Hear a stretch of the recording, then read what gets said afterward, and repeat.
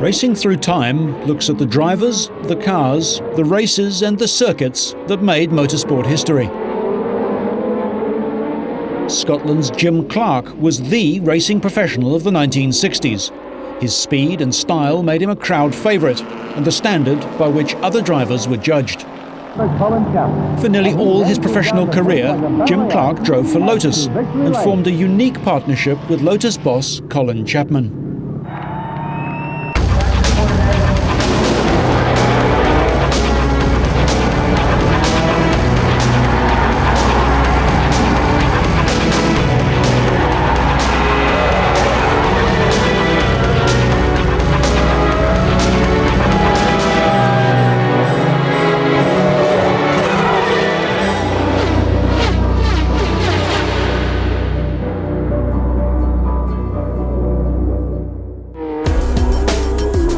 Jim Clark was a winner, breaking Juan Manuel Fangio's record for Grand Prix victories in his very last World Championship race.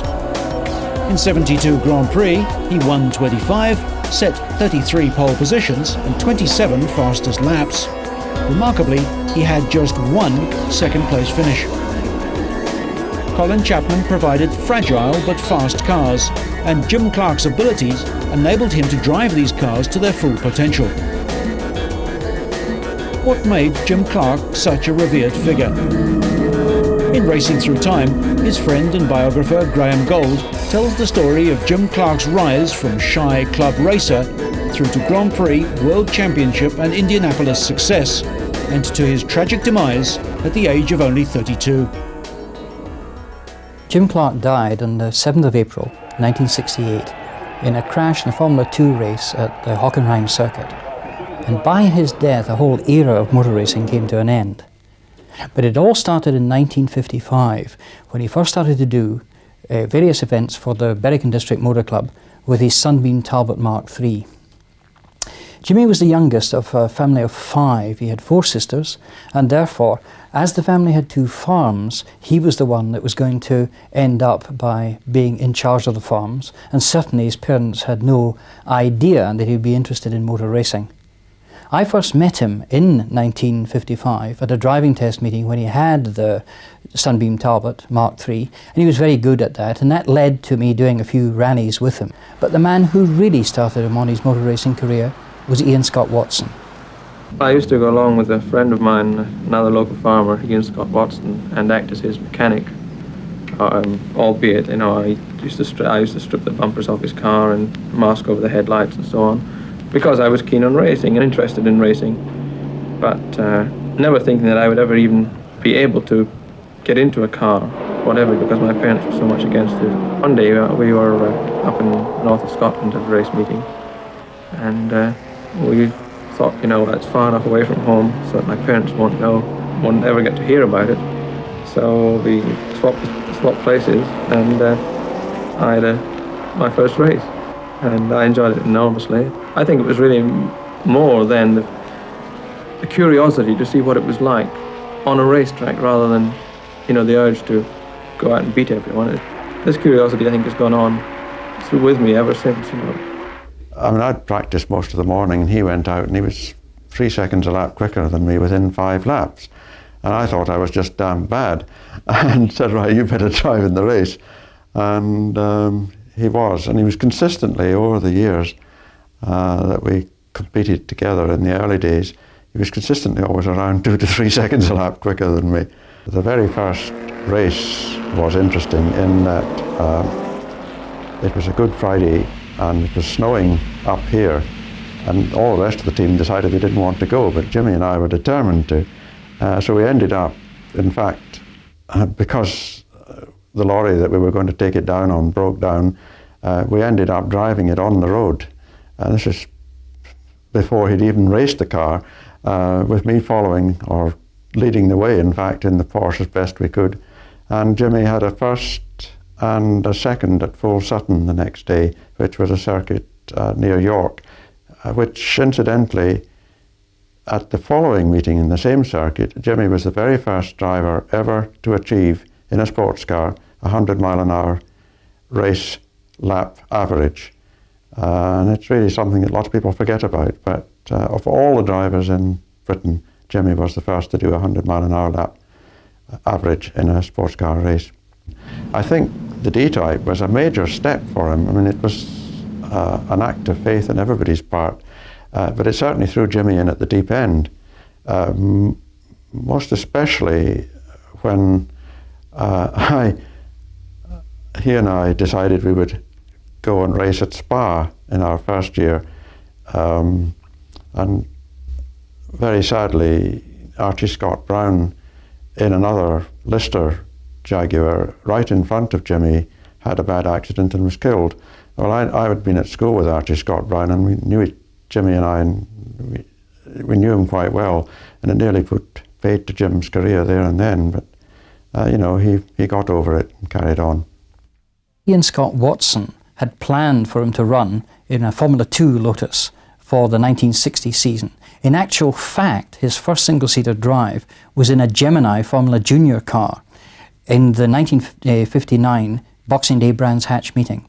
And the irony of it all is, in that very same race was the unpainted Lotus 18 driven by Alan Stacey, which was the car that was to change his destiny. It was the 18 that was to change the destiny of Lotus as well. Prior to this, Colin Chapman had built front-engined understeering cars. Now he was building rear-engined neutral-steering cars. The 18 could be configured as a Formula 1, Formula 2 or Formula Junior car. As a Formula 1 car, the 18 made its debut in Argentina in 1960. Motorcycle champion John Surtees was also in Formula Junior at this time and led by Ken Tyrrell. Surtees was to drive for Lotus later in the year. The grid at Alton Park for the Formula Junior race in 1960. Formula Junior was the stepping stone category using production-based engines. It eventually became Formula 3, which remains an important part of the racing ladder. From the start, Clark was to lead and dictate the pace. Behind him, Peter Arundel, who would later join him in the Lotus Formula 1 team.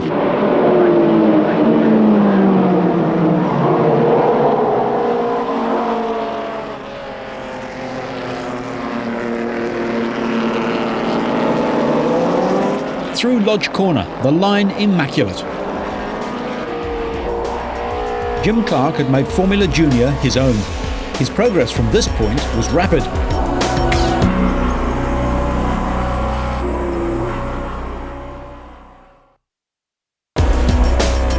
His first Grand Prix was in Holland at Zandvoort in 1960, when he joined Innes Ireland and Alan Stacey with a 2.5-litre Coventry Climax engine version of the Lotus 18.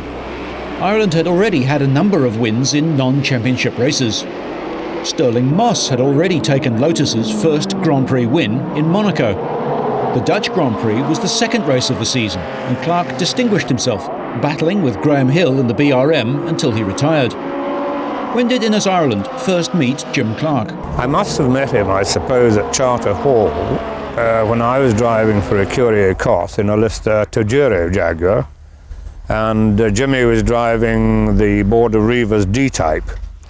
And we must have met on that occasion, even if it was just saying hi, hello in the pits.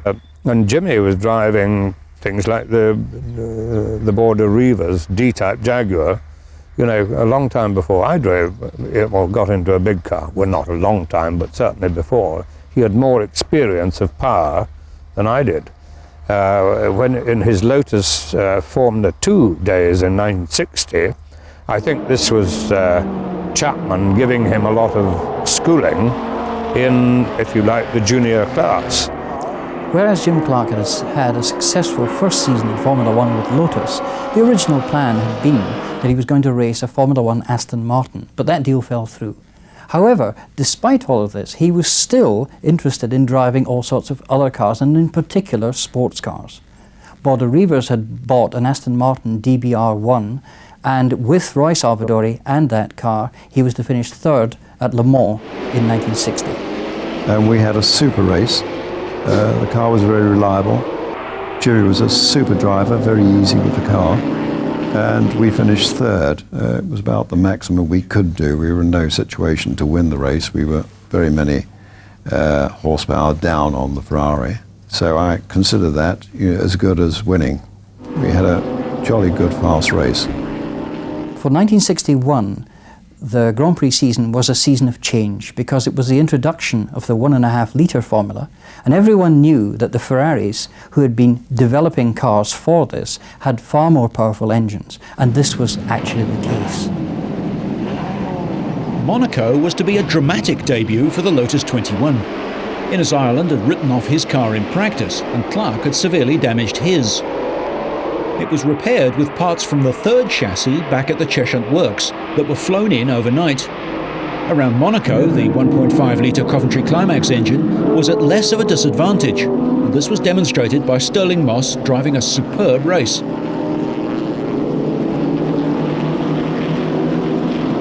Clark didn't really show well here in and among the Ferraris and BRMs.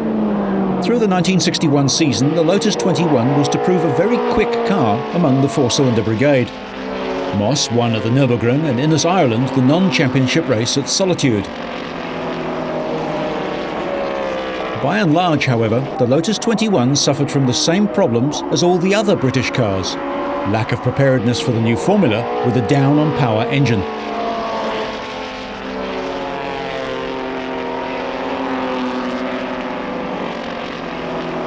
Stirling Moss and the Lotus win at Monaco, his second last Grand Prix victory. Clark finished 10th. Jim Clark drove his patched-up chassis through the season to the Italian Grand Prix at Monza. Throughout the season, Clark had to try and rush to keep up with the Ferraris. He did a lot of slipstreaming, and sadly, it was because of that slipstreaming that we were to see the first great tragedy in his life. That took place at the Italian Grand Prix at Monza, when he had a very good start and was amongst two of the four Works Ferraris. Behind him was Von Trips, the German driver, a man who looked as though he was going to become a world champion that year. Von Trips followed him. Von Trips went past him on the Vialone curve and unfortunately didn't realise that Clark was running in his slipstream. When they got to the end of the straight, Clark was then alongside trying to outbrake Von Trips, and obviously Von Trips didn't see him. Pulled over, the two cars touched, and the rest, of course, was history. While Clark was unhurt, Von Trips and 14 spectators died in the horrific accident. At the end of the 1961 season, Clark again returned to one of his early loves, and that was sports car racing, though this time he was racing a sports car with a roof.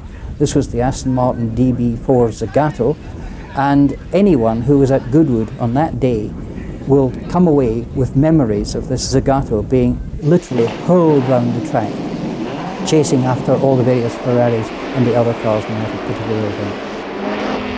The two Zagato Aston Martins were supposedly lighter than the production version and quicker than the DB4 GT.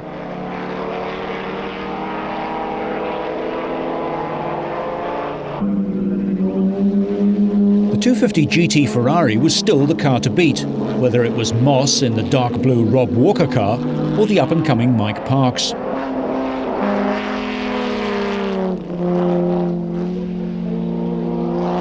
The Astons went on to finish 3rd and 4th, Clark and Salvadori behind the Ferraris.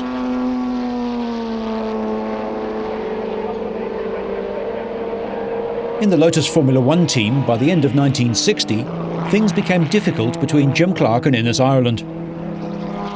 In 1961, there was no number one and number two. We were both equal. I never had a preference of cars or equipment. I won quite a number of Formula One races that year. Sadly, only Watkins Glen counted for the championship. It was that year of the changeover from the 2.5 litre formula to the 1.5 litre formula. And yes, I came out of the season ahead of Jimmy. Within 2 weeks of winning the Grand Prix at Watkins Glen, I was fired. I felt that Jimmy had had something to do with it, of me being chucked out of the team. I had seen in the last few months of being in the team, quite often Jimmy and Chapman in little huddles and when I would, appear, then they stopped talking, and that sort of thing. And so I felt, when it all happened, that Jimmy had something to do with it.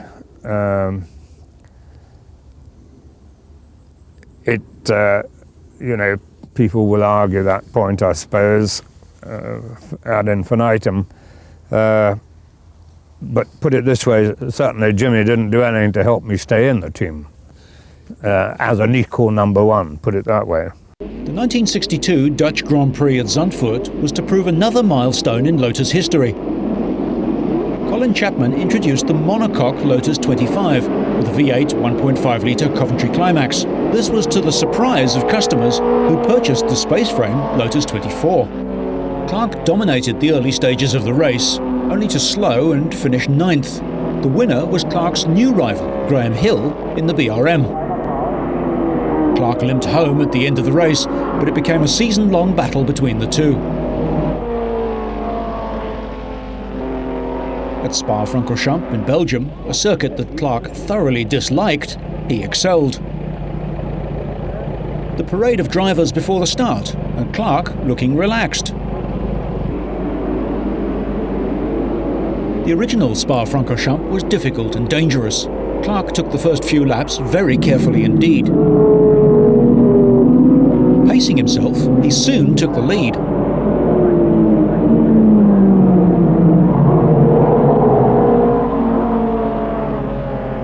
The V6 Ferraris were now outgunned, as were Cooper, the departure of Jack Brabham being keenly felt. Brabham was driving a Lotus 24, waiting for his own car to appear. Clark's teammate Trevor Taylor was dicing with Ferrari driver Willie Moraci. When they collided at high speed, Moraci was seriously burnt, but Taylor fortunately returned to the pits unhurt but shocked.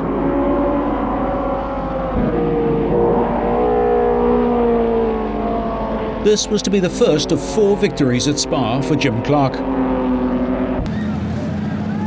The season reached its final race at the end of December at the East London circuit in South Africa. Graham Hill or Jim Clark could win the championship.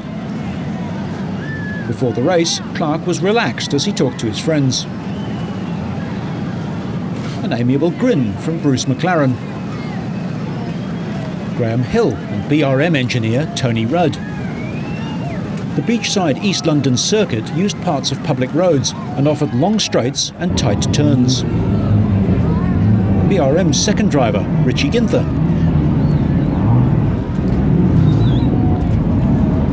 Clark makes his way towards the start, and Roy Salvadori sits in the Lola for his last Grand Prix race.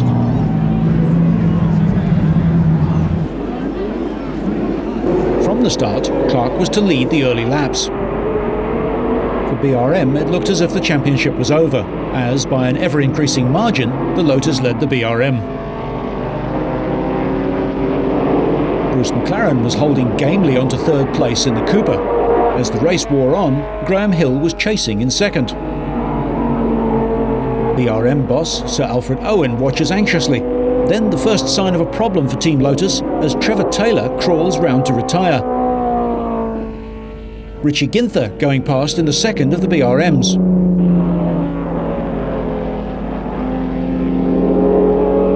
Roy Salvadori retires and Trevor Taylor watches anxiously from the pits.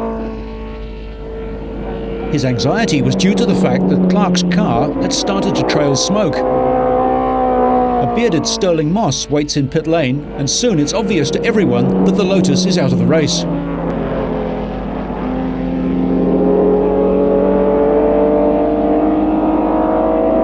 BRM is victorious, Clark is disappointed, and Graham Hill races on towards victory in South Africa and the World Championship for BRM in 1962. Jim Clark was runner-up. Immediately after the 1962 American Grand Prix, Colin Chapman and Jim Clark took the Lotus Formula One car up to Indianapolis to do some testing and see how the car would fare on the famous Brickyard.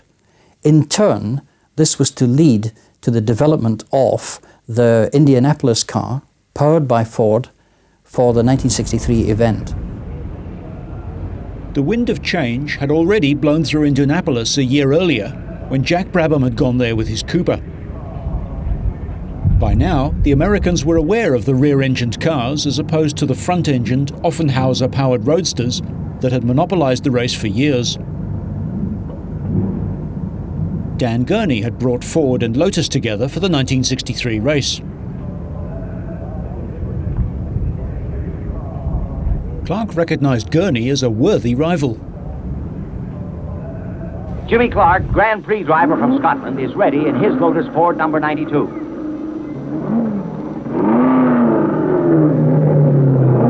The green flag is out, and Jimmy takes it. The timers clock him as he screams past the crowd and completes a lap of 150 plus miles per hour. Another lap over 149 assures Jimmy a starting position in this year's 500. So it won't be long now. The drivers are getting ready. Goggles, handkerchiefs, cold cream. Anyway, they're ready for those famous words.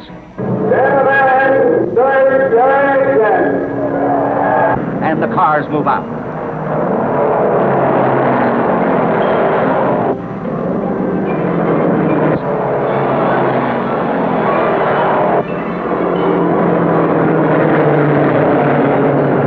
Pace car pulls out. And they're off. Parnelli Jones grabs the lead with Jim Hurtubise right on his tail. It's Jones, Hurtubise, Bobby Marshman, and Roger Ward on the backstretch. Hurtubise is trying hard for that lead. And in the home stretch, Hurtubise passes Jones. He's in the lead.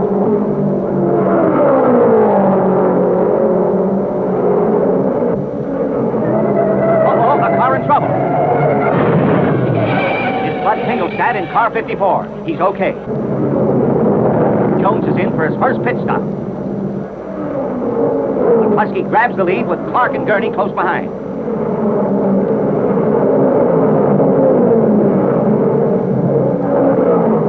Jim Clark takes second as they roar past the stands. Jones goes right out again to do battle for that lead spot. But Jim Clark and his Lotus Ford takes the lead. It's Clark first, McCluskey second, with Gurney coming up fast. McCluskey's in the pits. And the Lotus Fords are running 1 and 2. Jim Clark and Dan Gurney lead the race.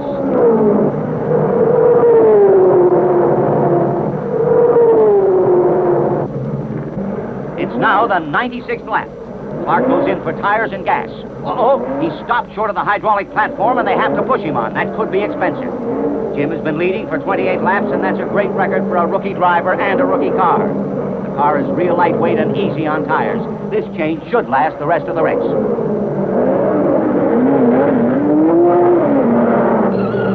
Look out, a spin in the pits. It's Jim McElreath. He came in pretty hot. Too hot. Oh, that got him on their feet. Uh-oh, Dan Gurney's in for an unscheduled pit stop. His right front wheel is loose. Wasn't replaced tight enough. Too bad. Jones has only a 3.5 second lead over Jim Clark.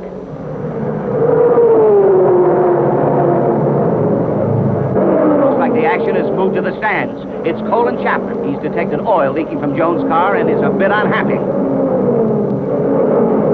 Now there's a real rhubarb. The question whether or not to black flag Jones. But the decision keeps Jones in the race.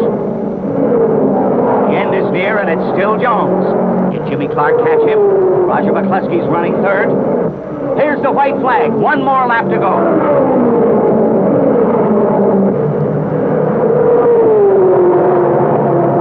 Time's running out and Providence takes over. Oh no, McCluskey's spinning. It's the last lap and he had third place sewed up. What a tough break. The checkered flag is out, and Parnelli Jones wins the race. Jim Clark in the Lotus Ford takes second. And here he comes, the winner, heading for victory lane, the man himself, Parnelli Jones, a deserving winner.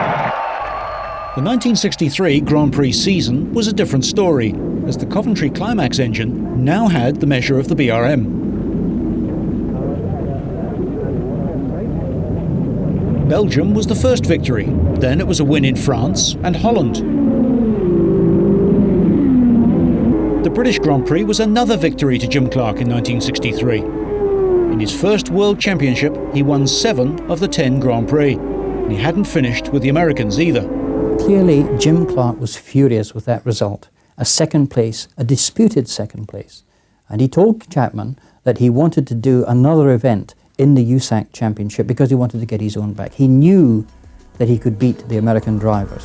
And so, entries for Dan Gurney and Jim Clark were put in for the Milwaukee race.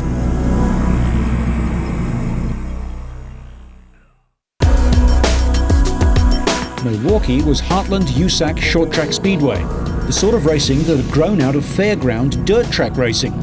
And Clark had returned to his normal dark blue crash helmet. With the Lotus Fords leading the pack, this promises to be the most exciting 200 miles in American automobile racing this year. Around the 4th turn, and 26 of the finest racing machines in the world roar by the stands.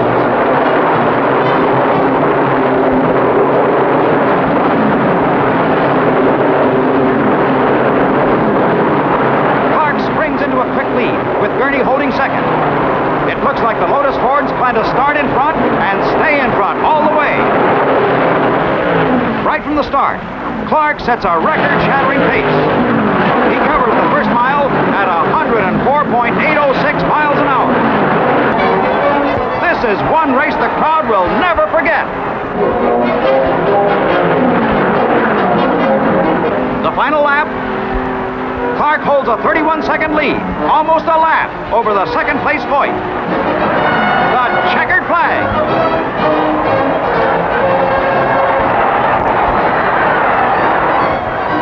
Foyt parades by the stand.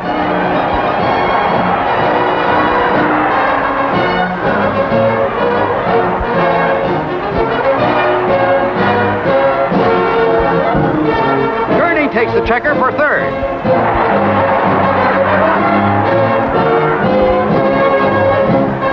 Here's the winning combination. Number 92 Lotus Ford and the pilot, Jim Clark. He ran the Offies right into the ground. I remember very well the first race of the 1964 season at Snetterton. It was very, very wet. And with Jim Clark and other drivers, I had an arrangement that if I was photographing the cars out in the circuit, and I wanted to get a lift back to the paddock, on the last lap, I would point at the driver and thumb a lift. And this I did at this race. Remember, it was pouring rain. Clark drove one of his finest races and finished second to Jack Brabham in the Galaxy. Clark stopped, and I got in the car, and he was literally bubbling with enthusiasm and saying things such as, "Did you see that? Isn't that fantastic?" At this, he arrived at the S's at Snetterton with myself hanging on grimly inside. And he said, "Watch this." And he just accelerated and brought the car into a slide, slid it through both sides of the S's, came out the other side with a big grin in his face and said, "God, isn't this wonderful?" Australia's Frank Gardner was a great all-rounder and a contemporary of Clark's. Yeah, it was a great era, a different era. It wasn't the high-tech era today. You didn't have telemetry coming out your ears and technicians and stuff like that. The state of the art of those things were very good. They were easy cars to drive in the wet, which there was plenty of in that part of the world. We had good tyres, good contracts. It was all practical stuff. There was no complications. You could think your way through your whole program. The yardstick in cars then was Jimmy Clark driving Cortinas, and I happened to be on form, I suppose, and I beat Jimmy 3 weekends on the trot. And Fords were kind enough to give me a 5-year contract, providing I didn't drive Formula 1 and pick up any points in any World Championship race, because they wanted the cars to win. In the case of Jimmy Clark, it was Jimmy Clark won, not the Ford cars. Everybody said Jimmy's won again and Jimmy's won again, but with Frank driving them, it was the Ford that won. They were able to turn the publicity around, and Ford cars won at Zandvoort, Ford cars won at Zolder or Silverstone or whatever the case was. Crystal Palace no longer exists as a motor racing circuit, but it was the scene of some splendid battles in the 1960s. Here, Jim Clark in a Lotus Cortina, fighting it out with the bigger-engined Galaxies. They took some reeling in, but the little Cortina was ideal on this tight track. And at the end of 1964, it was Jim Clark who won the British Saloon Car Championship. He shakes hands with the 1963 champion, Jack Sears. A delighted Colin Chapman examines the spoils of victory and contemplates the commercial benefits of his growing association with Ford. After Colin Chapman's success at Indianapolis in 1963 and the success at Milwaukee that same year, there was no doubt about it that Colin thought he could almost do anything. And when he went back to Indianapolis the following year, 1964, he insisted that the team should use Dunlop tyres and not the regulation Firestone tyres that everyone used. As it turned out, various things happened. There was a strike at the factory, there was a holiday weekend, and tyres were really rushed out to the brickyard. As it turned out in the race, there were problems for Clark, a tyre burst, and that was the race over. There was an interesting sidelight to that, and for safety reason, Colin Chapman pulled in Dan Gurney, and for this he was hauled over the coals by Ford Motor Company because he was told that a racing driver was engaged to race, not to stop. A.J. Foyt was in the last front-engine roadster to win at Indianapolis. The 1964 World Championship was a closely fought contest between Jim Clark, Graham Hill and John Surtees in the Ferrari. Brands Hatch hosted the British Grand Prix for the first time.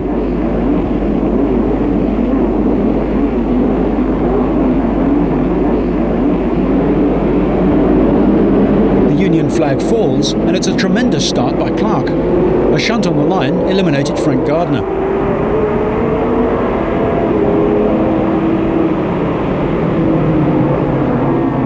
Clark into a lead he was never to lose. Down into what is now known as Graham Hill Bend, into Surtees Corner, and onto the far side of the circuit.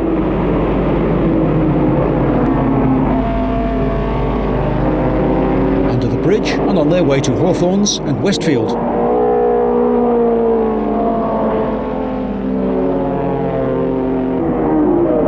Dan Gurney with a problem into the pits in the special longer Brabham, built to accommodate the tall American. Clark leads, followed by Hill. John Surtees with a Ferrari in third place, Jack Brabham in fourth. Clark able to keep the BRM and Graham Hill at bay. Hill dropping a little further behind with brake problems.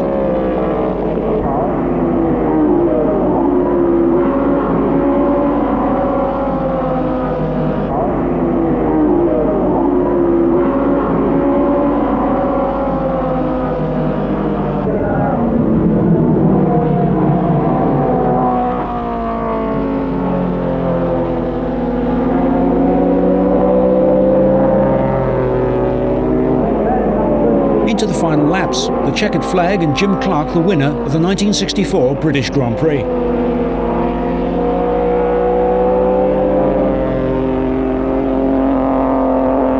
With wins in the Dutch and Belgian Grand Prix, Clark had a title chance, and it was down to the final race in Mexico City.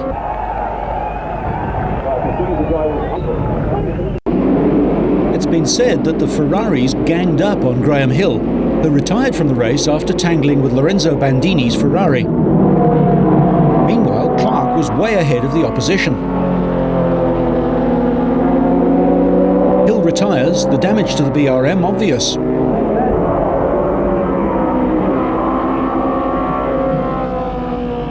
Richie Ginther with his final drive for BRM before joining Honda. However, the crowd was not to see a Clark victory. Dan Gurney was the winner for Brabham, and John Surtees won the 1964 World Championship for Ferrari. How did Jim Clark balance his racing and farming lives? The background to farming, I think my father was right when I left school. He said, I think you should, it's now time you left school, and you're going to learn more at home here on the farm than you're going to learn the next year at school. And I'm sure I did. Which do you prefer, farming or motor racing? It's a most extraordinary juxtaposition of pursuits. motor racing and farming, to my mind, were in a way two opposites. Absolutely. And the very fact that they are two opposites helps me enormously. It kind of keeps a sense of balance. Jim Clark was a country boy more than anything else. He certainly wasn't dynamic in any of his areas outside of driving a racing car. If you were to go back to the people who helped him in those days and who handled him, I mean, they really felt as if they were looking after him rather than managing his affairs. And yet it all changed and when he stepped into the race car or down to the racetrack. And then he became the man. After the debacle in 1964, there was a certain coolness between Ford Motor Company and Colin Chapman. And their team manager came over to discuss with Colin what was going to be done about the 1965 Indianapolis race. He laid down certain terms and eventually Colin Chapman agreed to them and he made separate arrangements with Jimmy Clark. And as we all know, the car was prepared properly. They went out seriously to win at Indianapolis. And the result was actually almost a foregone conclusion before the start. Right from the start, Clark, Chapman and Ford were able to achieve their ambition. The pace car pulls into the pit, and the race is on!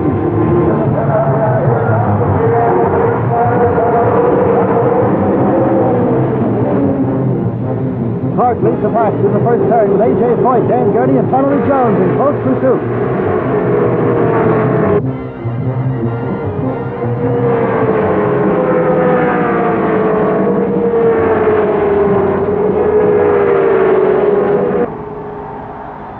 Clark fans shout with excitement. The Flying Scot has passed Foyt to take back the lead. There's trouble in turn 3. Lloyd Ruby pits to replace tires flattened by the skid and returns to the race.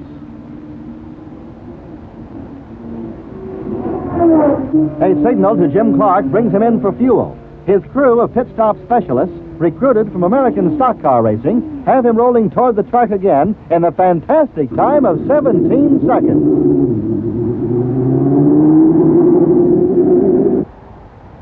With Clark in the pits, A.J. Foyt has captured first place and leads the Scot by a few seconds.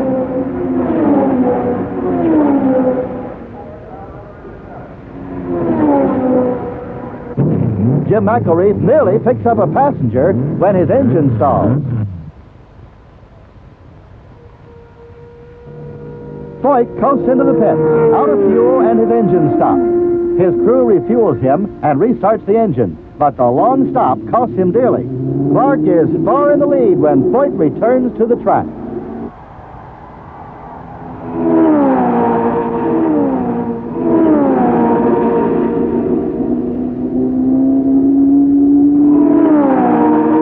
Jones' pit crew is worried because he is running low on fuel, and Parnelli is worried because the threat of Andretti keeps him from slackening his pace to save fuel. A pit stop will surely cost him second place and $25,000. But if he runs out of gas before finishing, he loses everything. Jim Clark crosses the finish line to win the 500 with a comfortable lead of more than 2 minutes.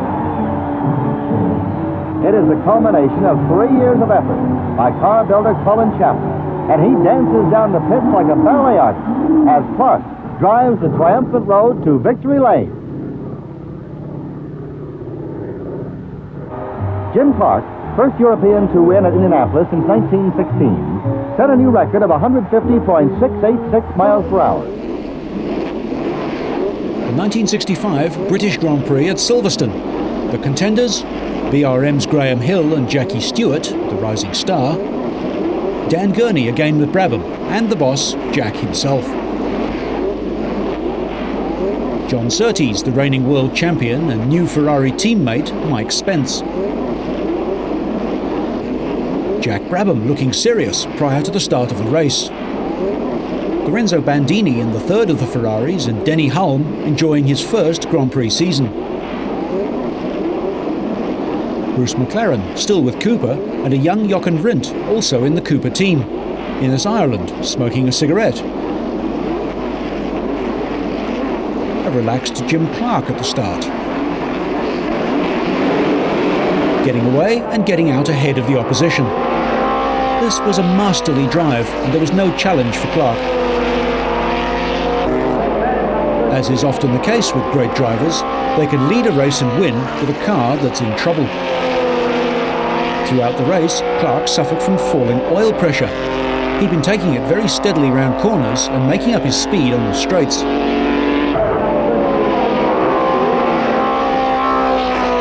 This was the latest version of the 1.5-litre Coventry Climax engine, and note the difference in the exhaust positions.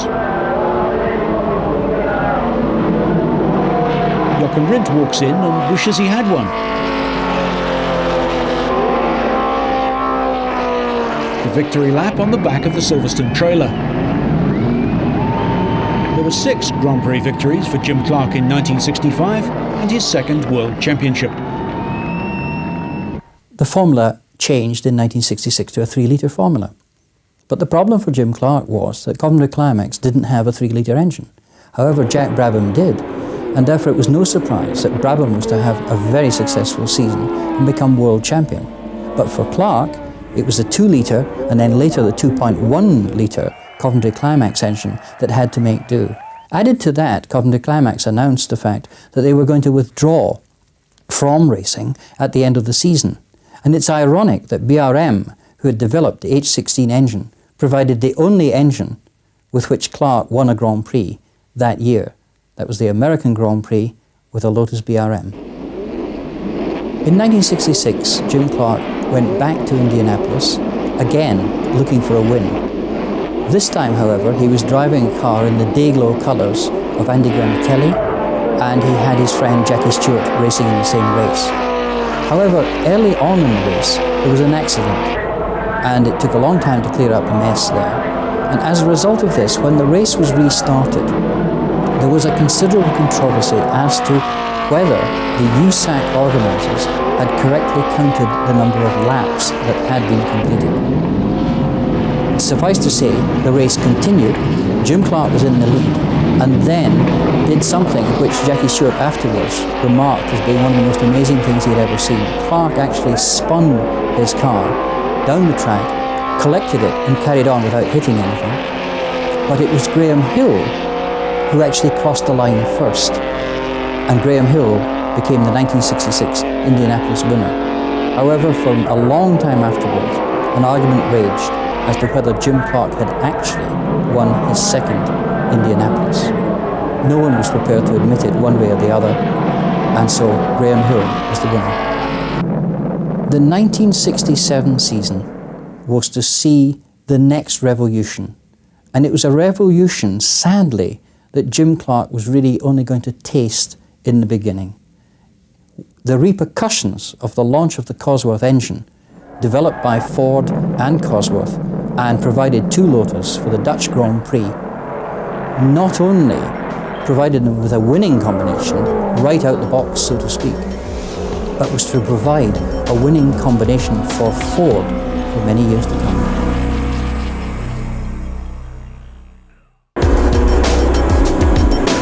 The most successful Grand Prix engine of all time made its debut carrying Lotus and Jim Clark to victory in the Dutch Grand Prix at Zandvoort. Suddenly, the big V12 Cooper Maserati, the Ferraris and the H16 BRM were finding themselves down on power. What the Lotus Fords couldn't match, though, was the Repco Brabham's reliability and consistency. In the early stages of development, the car was troublesome with numerous suspension failures, and the power came on in one huge bang, making them difficult to drive.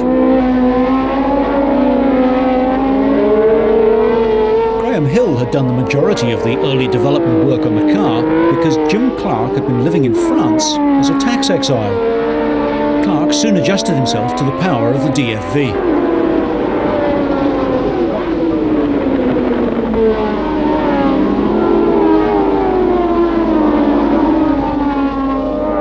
Out of the pits in Belgium, Clark indicates his intention.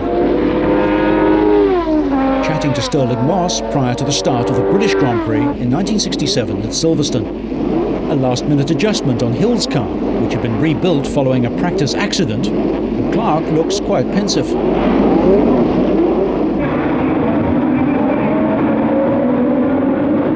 The flag falls, and away go the Lotus duo. Hill could have won.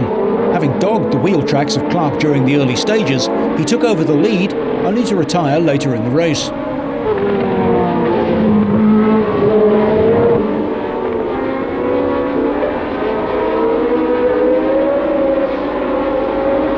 Ford's Walter Hayes looked pleased as Clark circulates at record speeds.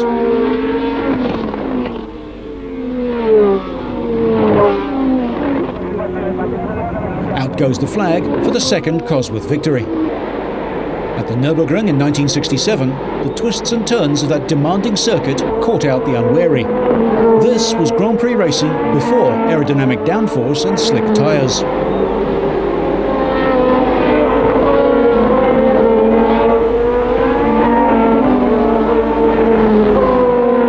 The ring was the greatest challenge for a racing driver. The bumps were smoothed down in later years, but in 1967 they were too much for the Lotus, which suffered a rear suspension failure.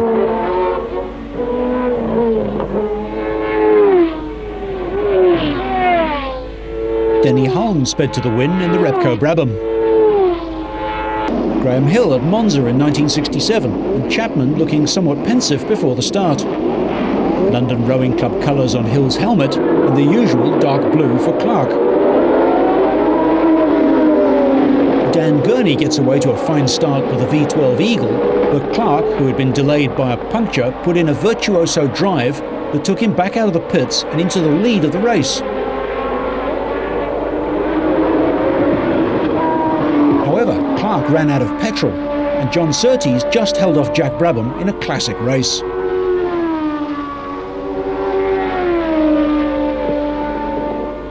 Anxious faces in the pits as Clark loses the race.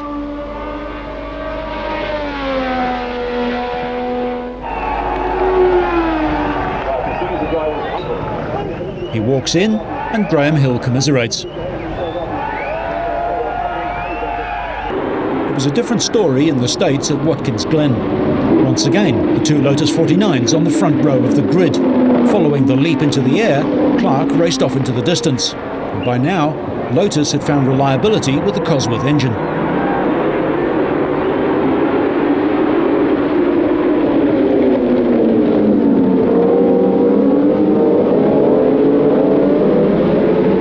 Major advantage at this stage was that because he lived in Britain, he was able to develop the car, whereas Clark, living in France, only drove the car at race meetings.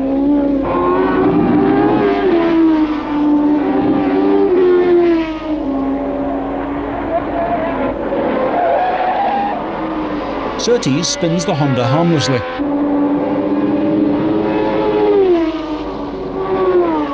With Hill's suspension again playing up towards the end of the race, it was an easy victory for Clark, and they finished first and second.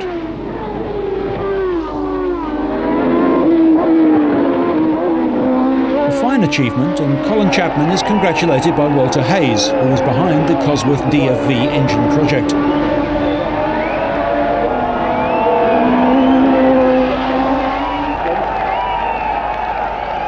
Jim Clark goes to the presentation.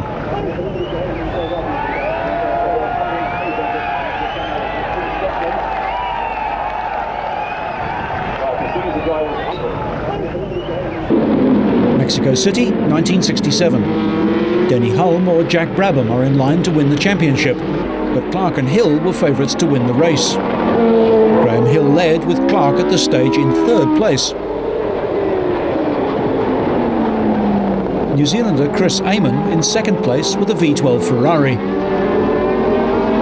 Lotus leads, Ferrari second, Lotus third.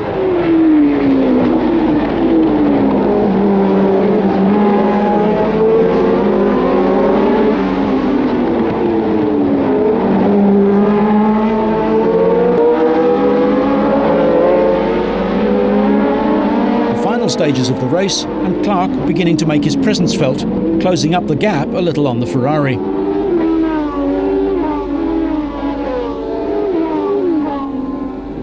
Clark Clark then improved to second place and finished the season in style, winning the Mexican Grand Prix. Jim Clark congratulates the 1967 world champion, Denny Hulme, as they share the laurels. Prior to the 1968 season starting, Jim Clark was really on top of the world. He had spent a year in exile, so to speak, living in Paris to improve his tax situation. He was faced with a second year with the Cosworth, now developed. He was faced with the excitement of Indianapolis with a turbine car, which he had tested just prior to him going to Hockenheim.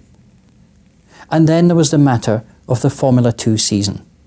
Now, a lot has been said about Jim Clark and that particular season, but it is absolutely true. He had signed a contract with Colin Chapman to do the Formula 2 championship that year.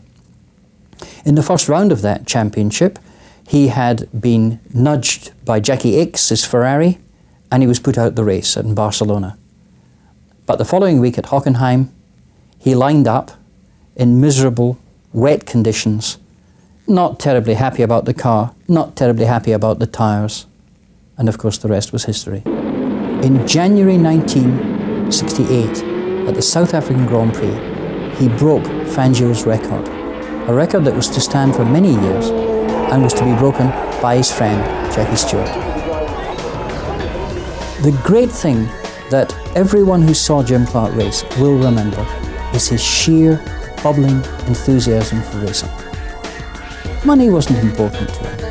He had plenty of money anyway, but money was not important to him. To him, the important thing was to race. And it didn't matter whether he was racing a Lotus Cortina at Brands Hatch, a Grand Prix car, winning Indianapolis, or even, as he did in 1966, driving a rally car on the RAC Rally. Jim Clark was a complete driver, and we may never see the like of him again.